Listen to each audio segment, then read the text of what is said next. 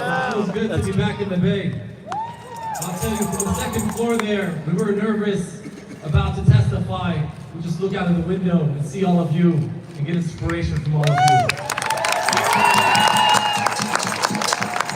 Because you were there against the war in Iraq, against the sanctions of Iraq, against the war in Afghanistan, every war the Bay Area has stood against. And right now, a son from Gaza was lost. It was 73, and this is a number that was from over a month ago. And then during the break, my mother just got a message that her cousin's son was killed and two of his siblings were missing. And every day, our elders are passing away. 90 years old, 80 years old, folks that pass our ancestral heritage, and the storytellers are passing away from this famine, from this genocide. Every single day, we're losing hundreds. And this is why we keep fighting. This is why we keep fighting. I wish I could say that a heavy weight has been lifted off my shoulders after testifying, but no. We gotta keep fighting and holding this administration accountable. And I will tell you this, the Arab and Muslim community will not be taken for granted. We are in Michigan. We are in Ohio. We are in Georgia, Arizona, Florida. And we tell the Democrats, we tell the Biden administration that we will never support any administration or elected official that supports genocide. Come on! Make Democrats accountable, and we will support the progressives. We will support AOC, Cori Bush, Jamal Bowman, Rashida Tlaib, and Omar. Summer Lee, everyone that stands against genocide, we must support. And so a fight is on our hands. While AIPAC is pumping over $100 million at anyone that spoke out against the ceasefire. And we must support these people. We must phone bank for them. We must go to the battleground states and support these folks. So we love you all, we appreciate you all, and the fight is just beginning.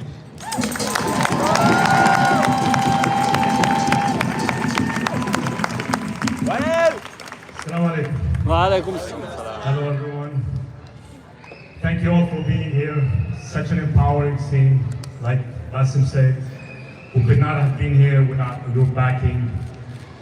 Your presence, seeing you from up there was very inspiring and very empowering. We came here a little nervous. This is the first time for me to be in a high court, speaking from this platform. But once we sat there and started telling our stories, we were able to speak our truth. We were able to tell our story for the first time in history.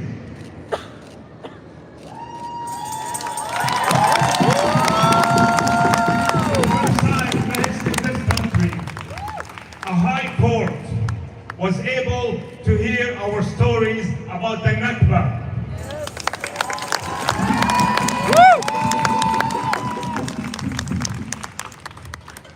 We told our story, we told the court, we told the judge, and everybody that could listen, that we are descendants of refugees, of people who were forcibly expelled from their country.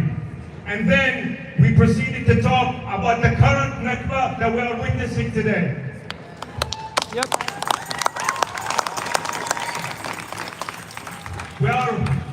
Despite this, we're here with a heavy heart. We still remember and we still think every minute of every day about our families and our people who are trapped in a killing field. Even as this court proceeded, Basim lost a family member just now, just as he was testifying right before. So, we feel that we were heard, and we are hopeful that this judge who heard us will judge the right way, will order this administration to stop genocide. We all know that this administration is complicit in a genocide.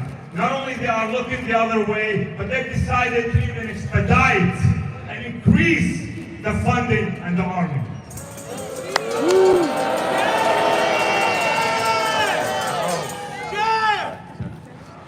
Definitely. So I'll just end with this. Thank you all. for being here very much, and free Palestine.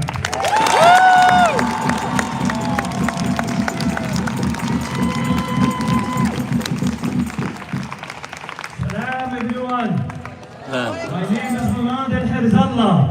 I'm proud to be one of the plaintiffs against the President Joe Biden. Joe Biden, you can hide. We charge you with genocide. Joe Biden, you can hide. We charge you with genocide. I will also start by greeting our steadfastness, our people in Gaza who are resisting this injustice that's taking place every single day. As they are hearing us now, as they are hearing us or they have relatives in Gaza, to know that we will continue to do whatever we can to seek justice and stop this genocide from happening as we speak. I also want to acknowledge each and every one of you. It is because of your support, because of your genuine solidarity to our brothers and sisters in South Africa this morning. Moreover, Israel can no longer be untouchable. And that's only the beginning. Only the beginning. I also proud and honored to acknowledge our legal team who has really done a magnificent job.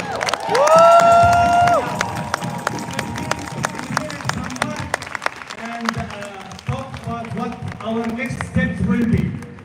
But I wanted to acknowledge the fact that this is an ongoing thing. So we will count on you tomorrow and the day after in the next protest. Every single thing that we do, we need to continue organizing. People in public that are not involved in organizing may get numb from seeing the pictures coming every day. 2 days ago, they were reporting that 200 people were killed in the last 24 hours. Imagine that. Which means every hour there is 8 to 9 people killed. Which means since we were here in this morning until now, over 36 people died for no reason. It was by the judge in the court saying, this is for me, it's the first ever court that I've never experienced something like that. We never experienced something like that. It is not only a failure of, it is not a crisis, a humanitarian crisis in Gaza. It's a failure of our humanity. We need to claim back our humanity.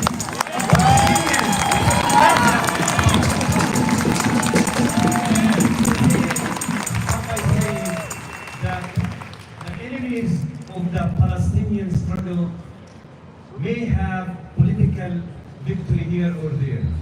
They may have military victory here and there, coward military victory here and there against children and women. But they will never ever break our spirit.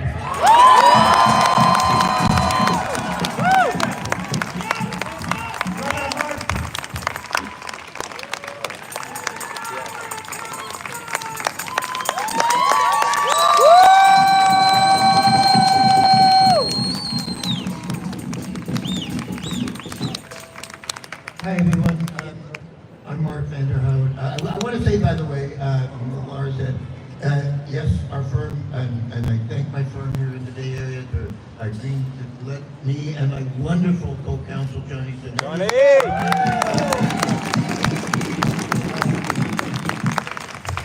And when I got a call in late October, when it was clear the genocide was going on there, I got a call from Baha Ramzi, the legal director of CCR, and wonderful lawyers from CCR, asking me if I and my firm would join this lawsuit and sue the Biden administration over this.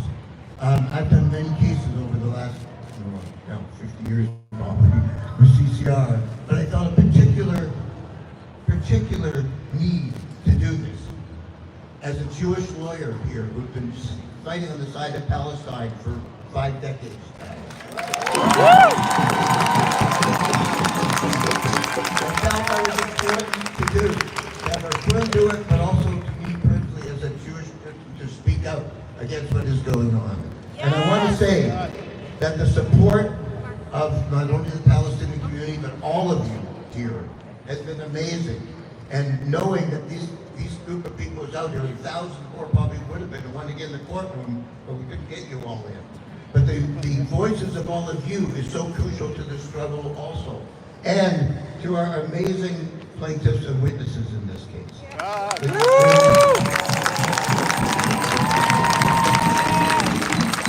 Their testimony, as you all heard, was just amazingly powerful.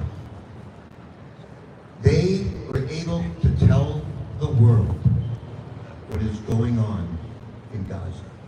In a United States District Court, with them saying and charging President Biden, Secretary of State Blinken, Secretary of Defense Austin, with assisting and complicity in genocide and failing to prevent genocide.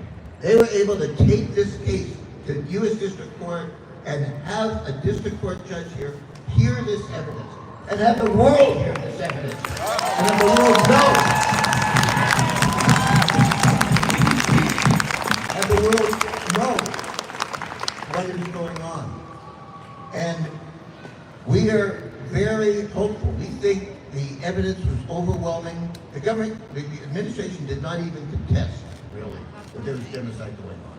They just say, Judge, whatever is going on, whether it's 20,000 or 30,000 or 50,000 or 200,000 or 2.2 million people who are ultimately killed, you can't do anything, Judge. Nobody can do anything. The president can do whatever the hell he wants. And what do we say to that? We say, hell no. And we are hopeful that this judge is going to say hell no. He is presenting the evidence, as you heard at the beginning, he was saying, I don't know, I have any power here. But I believe by the end of the presentation case and the amazing arguments that Pam and not here, did, that he will be convinced that he not only can do something, but he has to do something. Thank you very much.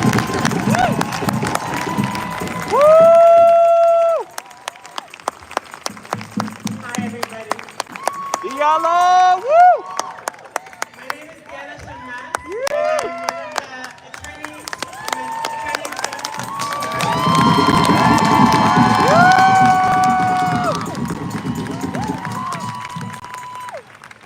This is an incredibly humbling experience to be here in front of all of you, to be here in front of my wonderful colleagues and these incredible clients and friends and people who we've come to know very intimately under some of the most horrific circumstances. And I'm not really sure I'm going to find the right words to share. Know that everything that we've done today and everything that you all are doing come from a place of deep love and from a place of deep rage. And both of those things were very present in the court today. I can't think of another time in the history of federal court where we've seen and heard Palestinians stand up in a non-defensive posture and be allowed to testify and bear witness to not only what the Israeli government and military are doing to them right now, uninterrupted, but also to use words like Nakba to explain that in order to understand how we are currently being injured, how we're currently experiencing what's happening in Gaza, you have to understand the Nakba, that when they say Nakba now, we know exactly what that means. And let me tell you about my grandfather, my grandparents, my parents. I mean, every single person got up there, and it was stunning to hear. And I'm sorry that we couldn't have everybody in the courtroom there with us. But it was felt, and also the judge reminds us that it's going to be on the live stream very soon. But the court heard of devastation. We had Dr. Amr Najjar calling from Gaza. He was describing, treating women who have to have their children in the street, injuries that are unfathomable, his own family members arriving at the hospital dead. The court heard about every site that Layla and Bassem knew completely demolished and destroyed, and Ahmed's university no longer standing. It's bombed on Twitter and on watching it for the world to see. But the court also heard the names of our places. The court heard names in our tongues of, Khan Yunis and Rafah and Shaja'iyya and Khuza'a over and over again. Names of relatives killed. And we know that it's a very long journey ahead, and we know that we're not going to be able to end this genocide tomorrow. But as my colleague Pam Spies, who refuses to take the mic today, said, at the end of the day, everything that we look to as lawyers when we're making these assessments, the sliding scales, the scales are broken by these facts. They're just, all of the case law we cite to, this is something that is just unfathomable if you try to measure it up against these standards. And I think the court is feeling that weight, and we're really hopeful that the judge does the right thing and does everything within the court's power to stop this genocide. So thank you.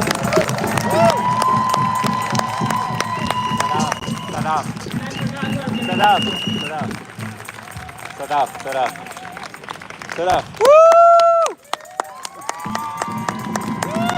Hi everyone. My name is Sadaf Priest. I am an attorney and fellow at the Center for Constitutional Rights. This is my first year practicing law, and I was also an intern just last year with CCR, so it's just been so incredible to see how the CCR team really works with movements and strives to uplift the voices of the people, not just here in the US, but abroad. Throughout my legal education, but also now as a practicing attorney. And I just really want to say thank you to our plaintiffs for being truly partners in every step of the way in developing the facts and guiding us in what to highlight and what to focus on to ensure that the people in Gaza, their voices are really being heard here in the courtroom. So again, just thank you all so much for your support. And one more fact or tidbit I want to share is that throughout the complaint drafting process, was so crucial looking at everyone's social media posts, because as we know, the media is very biased, and so a way that we would get our information is looking at what all of you, people of the movement, are reporting on. So thank you. This is the people's complaint.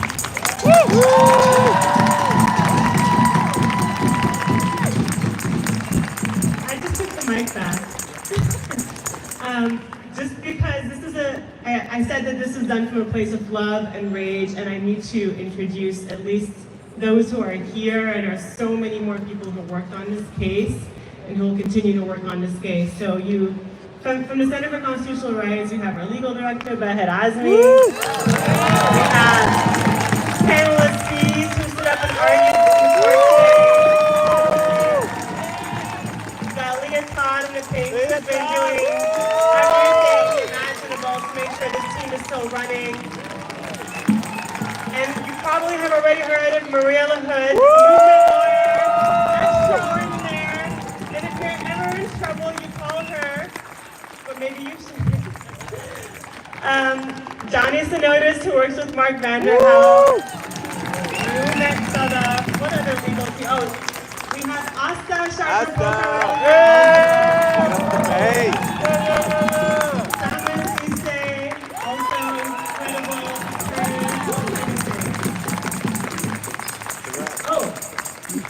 A big reveal.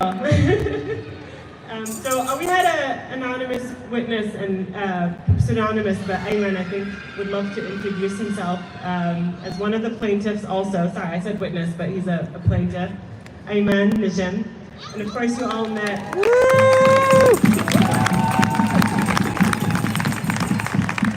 What? You didn't say your name. What a Percy, but you're a local celebrity, so everybody knows you. Who am I missing? Eric, who did incredible research to support the team. Layla. Now I feel like I'm at the Oscars, so I'm gonna stop. Layla. Well, also Katie Gallagher and DCI. Layla. DCI. and Brad Parker. Miranda. Who was that? Who else was at the press conference? The other one. Anyway, there was. Is Vince even? Vince? Where's Vince? Our executive director. Woo! There's a lot of people. Mark set me up for just really sticking my foot in my mouth, so I'm gonna give the microphone back to Lada. Woo!